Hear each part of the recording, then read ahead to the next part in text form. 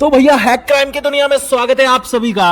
8 number का episode लेके आ गया हूँ, लेकिन आप लोगों के जो सब्सक्राइब है वो कम हो रहे हैं, तो प्लीज सब्सक्राइब कर दो इस चैनल को। देखो लाल बटन दबाना है और इसे शर्माना नहीं है दबाने में, क्योंकि जितनी भी लड़कियां मेरे आवाज की आजकल फैन हो रही हैं वो सब अपना नाम जो है कमेंट में डालो और अपना नंबर भी डालो। सबको मैं कॉल कर करके 1-1 रुपए पेटीएम करूंगा। चलो तो फिर स्टार्ट करते हैं 8 एपिसोड के बारे में बताना। इसका नाम है जैकपॉटिंग पार्ट फर्स्ट। स्टार्टिंग में होता यह है कि कुछ लोग एटीएम में एंटर होते हैं, अपना टाइम देखते हैं और दूसरी तरफ हैकर्स बैठे रहते हैं। वो एटीएम को हैक कर लेते हैं और सारे जो लोग एटीएम में घुसे होते हैं धड़ाधड़ ट्रांजैक्शन करने लग जाते हैं पैसे, और बैग भर के पैसे ले जाते हैं और वो गायब हो जाते हैं। और जहां पे ये दोनों लड़के यानी हैकर्स हैं वो लोग बैठ के आराम से ऐश कर रहे हैं, और इन दोनों हैकर्स ने एक लड़की भी बांध रखी है जिसको वो दिन रात, भाई साहब क्या बोलूं अब मैं, छोड़ो, उस लड़की को वो लोग दिन रात सताते हैं और उसको उन्होंने बांध के रखा हुआ है। इसके बाद ये कहानी स्विच हो जाती है आशुतोष सर के घर पे,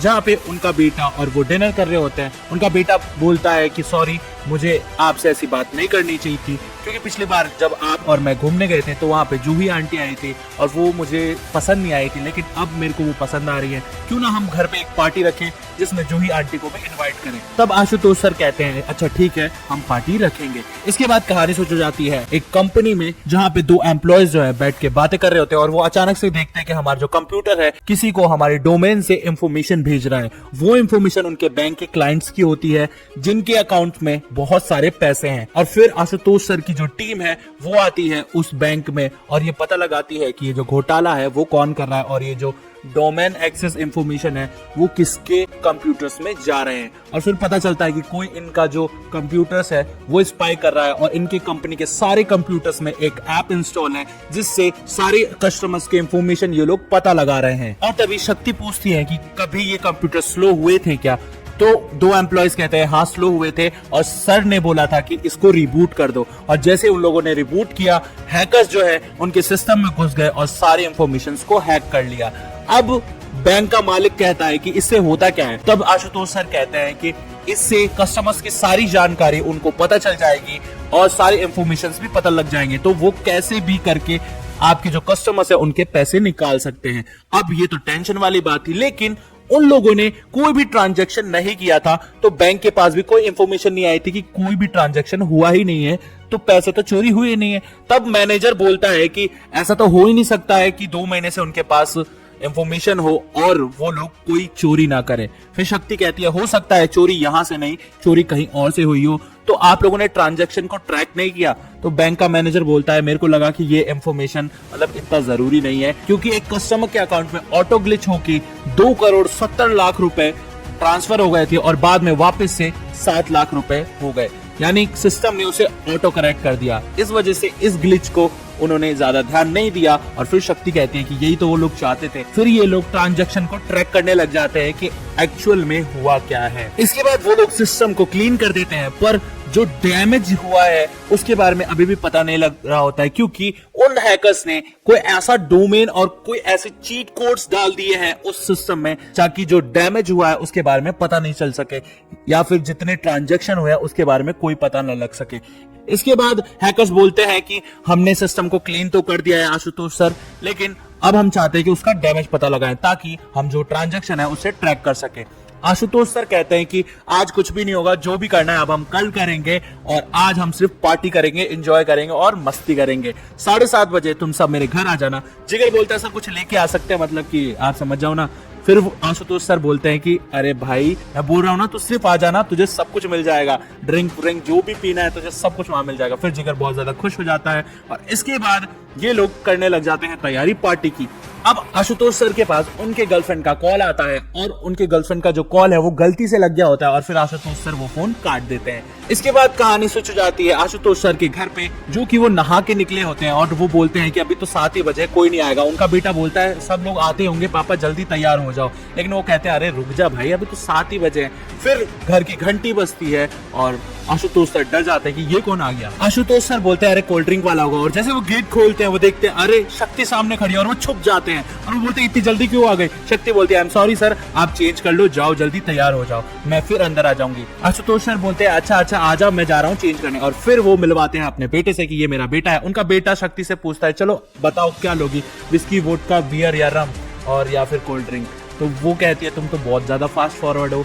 लड़का कहता है अरे यार चलो बताओ क्या लोगे। फिर वो लोग दारू पीना स्टार्ट कर देते हैं और धीरे धीरे सारे लोग आ जाते हैं। डीसीपी हुसैन जो आशुतोष की न्यू गर्लफ्रेंड है वो भी आती है और फिर सब लोग पार्टी कर रहे होते हैं। गिरीश जो होता है वो शक्ति को बोलता है कि तू तो एक नंबर की बेवड़ी है। और फिर शक्ति बोलती है गिरीश को कि अरे यार तू भी तो बेवड़ा है एक नंबर का। और जो जिगर है ये दोनों हंसते रहते हैं गिरीश पे और वो लोग नाच रहे होते हैं बहुत ही मजे से। इसके बाद सारे लोग बहुत ही मजे से पार्टी करते हैं और एंजॉय करते हैं क्योंकि सब फुल टल्ली है। अब शक्ति आशुतोष सर को देखती है और कहीं ना कहीं शक्ति लट्टू है आशुतोष सर पे, लेकिन आशुतोष सर तो अपनी गर्लफ्रेंड के साथ बिजी है और वो अपने बच्चे से उनको मिलवाते हैं। फिर ये लोग फिर से डांस करने लग जाते हैं सारे लोग और डीसीपी हुसैन भी भाई रंगीन मिजाज के, वो भी नाचने लग जाते हैं। इसके बाद ये सारे लोग शेरो शायरी मारते हैं और डीसीपी हुसैन क्या ही शायरी बोलते हैं, का शायरी है यो, का शायरी है, मतलब बहुत अच्छी शायरी होती है। इसके बाद आशुतोष सर गाना गाते हैं केसरिया तेरा इश्क है पिया, ऐसा कुछ भी नहीं गाते, वो गाते हैं बंजारा बन जाऊं तेरे नाम का, ऐसा कोई गाना होता है। और फिर सारे लोग झूमते हैं उस गाने पे और एंजॉय करते हैं। शक्ति भी खो जाती है उस गाने में और उसको कुछ ड्रीम्स आने लग जाते हैं। और भाई साहब शक्ति तो क्या हॉट लग रही है, मतलब मेरी शादी हो ना अगर शक्ति से तो मैं शादी कर लूं उससे। चलो आगे बढ़ते हैं। जब आशुतोष सर ये गाना खत्म करते हैं तो सारे लोग बहुत जोरदार क्लैपिंग करते हैं और शक्ति सपने में खो जाती है और वो सोचती है कि मैंने आशुतोष सर को किस्सी कर ली है। अब यार एक बात बताओ, जो लड़की मुझे पसंद आती है वो मेरे हाथ से क्यों निकल जाती है। चलो कोई बात नहीं, गरीब इंसान हूं मैं। आगे फिर ये लोग बहुत सारी मस्ती करते हैं, पार्टी करते हैं, फिर सारे लोग चले जाते हैं और शक्ति जो है वो लास्ट में निकल रही होती है और हमारे आशुतोष सर को बाय करती है, लेकिन शक्ति छोड़ ही नहीं रही है उनको। इसके बाद वो देखती है कि उनकी जो गर्लफ्रेंड है वो भी उनके घर रुकी हुई है और फिर शक्ति चली जाती है। शक्ति अपने घर जाती और उसको बार बार आशुतोष सर के साथ बिताए हुए पल याद आ रहे होते हैं और फिर वो सोचती है कि क्यों ना मैं आशुतोष सर को फोन कर लूं। और फिर ये कहानी स्विच हो जाती है आशुतोष सर के घर पे। आशुतोष सर जो है अपनी गर्लफ्रेंड के साथ इलू इलू करने में लगे हुए हैं, लेकिन तभी शक्ति का फोन आ जाता है और वो देखते हैं अरे यार ये क्यों फोन कर रही है, मतलब कबाब में हड्डी क्यों बन रही है ये। आशुतोष सर की गर्लफ्रेंड बोलती है यार प्लीज फोन मत उठाओ, लेकिन वो कहते हैं कि अरे अर्जेंट हो सकता है। फिर वो फोन उठा लेते हैं। शक्ति बोलती है कि सर आज पार्टी में बहुत ज्यादा मजा आया।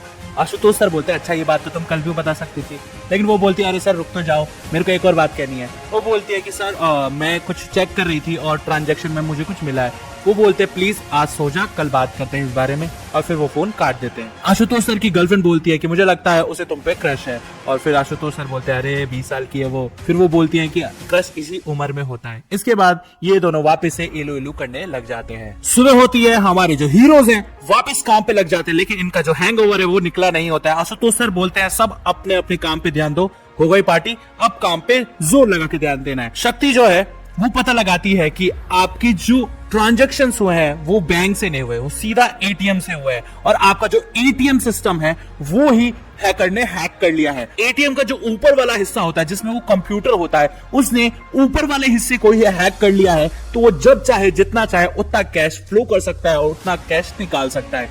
अब बैंक वाले बोलते हैं कि इसके लिए तो उन्हें सारे एटीएम्स को हैक करना पड़ेगा और हमारे सारे एटीएम्स में सीसीटीवी कैमरास भी है और ये करना तो बहुत ज्यादा मुश्किल है।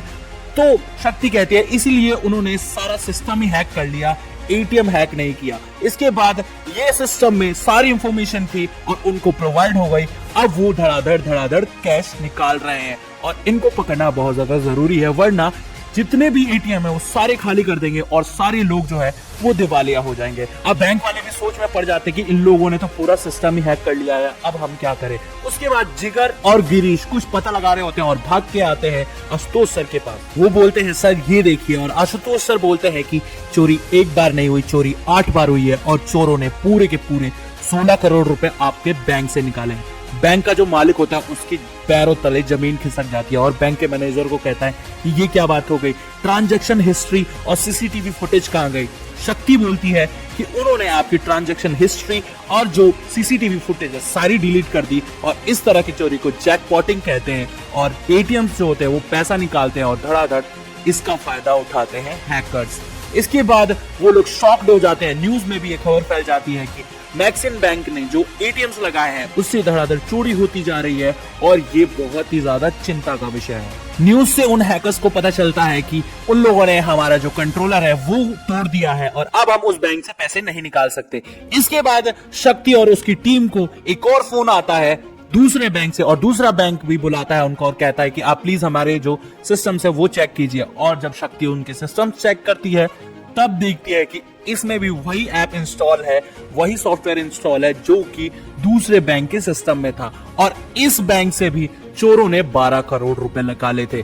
अब भाई ये तो पागल हो जाते हैं और फिर शक्ति ढूंढती है कि ये लोग कुछ ना कुछ तो जरूर कर रहे हैं और फिर हैकर्स जो है वो शक्ति को देख सकते हैं क्योंकि उन्होंने सिस्टम का कैमरा जो है वो सीन पे लगाया है। फिर शक्ति मैसेज टाइप करती है कि तेरी बात करने में फट रही है क्या, और वो दोनों हैकर्स बोलते हैं क्या अरे ये तो उंगली कर रही है। इसके बाद इन लोगों में बातचीत होने लग जाती है। शक्ति बोलती है मुझे चैलेंज मत कर, मैं फुल हटेली हूँ, जिस दिन पकड़ लिया ना तेरे को छोड़ूंगी नहीं। और फिर शक्ति उसके कैंप पे च्युइंगम चिपका देती है क्योंकि उसे बहुत भयंकर गुस्सा आ जाता है। अब होता यह है कि वो हैकर्स उसे चैलेंज कर देते हैं और कहते हैं कि जो नेक्स्ट चोरी करने वाले हैं हम वो कल करने वाले हैं, तेरे में जितना पावर हो वो लगाने लेना, तू हमको नहीं पकड़ पाएगी। और फिर कहती है कि ठीक है ये तो वक्त ही बताएगा और इसके बाद वो सिस्टम को रिबूट कर देती है और फिर ये जो 8 एपिसोड है वो खत्म हो जाता है।